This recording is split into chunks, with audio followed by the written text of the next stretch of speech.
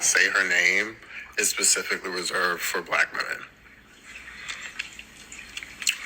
That chant started as a direct result, and I remember because I was an organizer at the time. It started in the early days of the Black Lives Matter protests. I mean, like Trayvon Martin early days, when Black women who are also being victimized to police brutality, like Sam.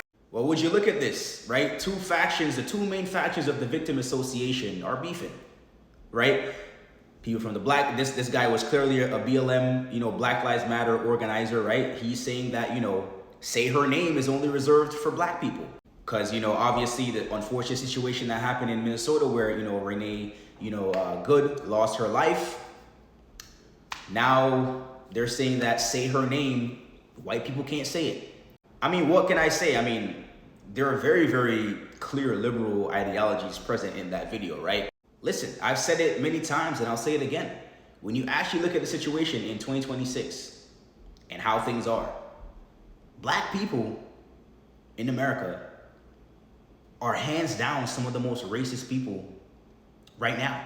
And it's not even close because they can get away with it. Because people don't really bat an eye whenever a Black person says something racist. But, yeah, like he said, say her name is only reserved for Black people. And this is a perfect example of him practicing the very racism that they complain about.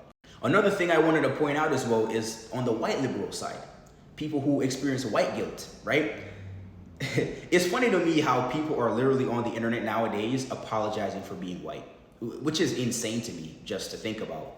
Apologizing for being the skin, whatever the color of your skin is. That's just insane to me. But this is what you guys get in return. This is what you guys get in return. Somebody from the white community gets, shot and, killed. And then we have a Black person saying that you can't say her name. That's only reserved for Black people. You see how those two ideologies don't line up, right? One person is telling the other person, like, don't fight for us. We don't need you. But then the other person on the other side, which are white liberals, are telling Black people, oh, you're oppressed. We need to fight for you. You need to have this. You don't have this. Never ever works out. But like I always say, typical liberal ideology never fails to contradict itself.